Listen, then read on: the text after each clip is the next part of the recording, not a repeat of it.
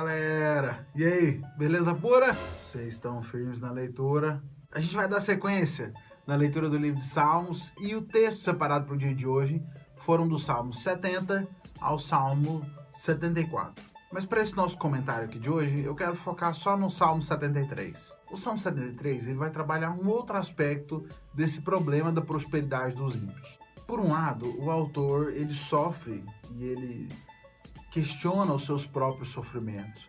Mas por outro, ele se sente ainda mais indignado em olhar para os ímpios e perceber neles a falta de sofrimento. Por isso esse salmo acaba indo um pouco mais profundo na questão do que o Salmo 37, o Salmo 49, que tem temáticas semelhantes. E nós vamos ver que no final das contas o autor ele encontra a sua resposta, ele encontra a paz para o seu conflito na comunhão com Deus, no relacionamento com Deus.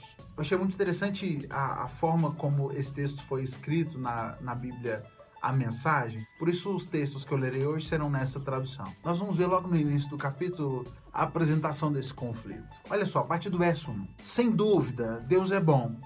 Bom para os bons, bom para os de bom coração. Mas quase o deixei escapar. Quase deixei de ver a sua bondade. Porque eu estava olhando para o outro lado, olhando para as pessoas que alcançaram o topo, invejando os ímpios que tinham sucesso, que não têm com o que se preocupar e nenhum problema para resolver. Perceba que o autor ele começa apresentando a conclusão final dele. Olha, de fato Deus é bom, mas eu quase me perdi. Eu quase me perdi ao olhar para as pessoas e a invejar aqueles que viviam como ímpios e não tinham problemas. E a gente percebe que ele se indigna com Deus. Olha a partir do verso 11.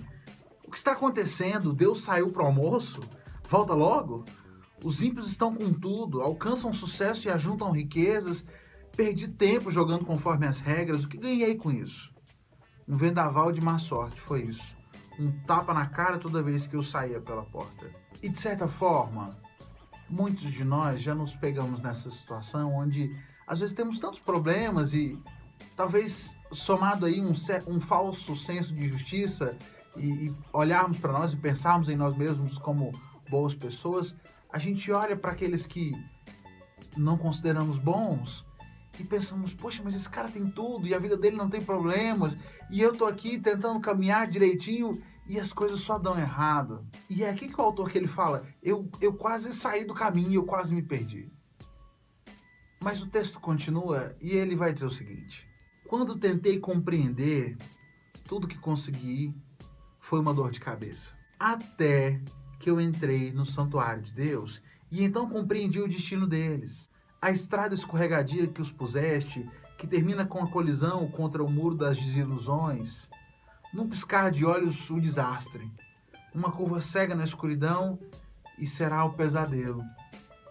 Acordamos, esfregamos os olhos e nada. Não há nada para eles. Nunca houve. Eu estava sufocado e triste, consumido pela inveja, mas fui um completo ignorante, um sonso diante de ti. Ainda estou em tua presença, mas agora pegaste minha mão, sábia e amavelmente me conduziste e me abençoas. Tu és tudo que eu desejo no céu e tudo que eu desejo na terra. Enquanto ele ficou olhando para os outros, para o sucesso dos outros, ele se perdeu na inveja, ele se perdeu na amargura. Olhava para a própria vida e só conseguia pensar que tinha perdido o tempo dele tentando agir de forma correta. Mas as coisas só mudaram quando ele entrou na presença do Senhor. Quando ele de fato passou a se relacionar de forma próxima com Deus. Enquanto ele tentou compreender, só conseguiu dor de cabeça. Mas quando se aproximou de Deus e quando Deus o levou pela mão e o conduziu ao conhecimento, aí sim as coisas fizeram sentido.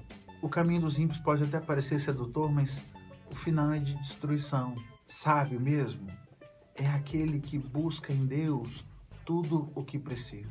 Pare de ficar olhando para os outros, se comparando, invejando aquilo que eles têm, reclamando porque você não tem, amargurado por conta dos problemas que tem sofrido.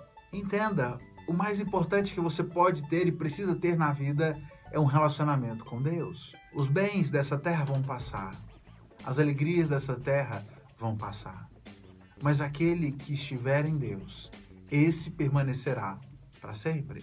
Talvez você tenha até deixado a igreja por conta disso.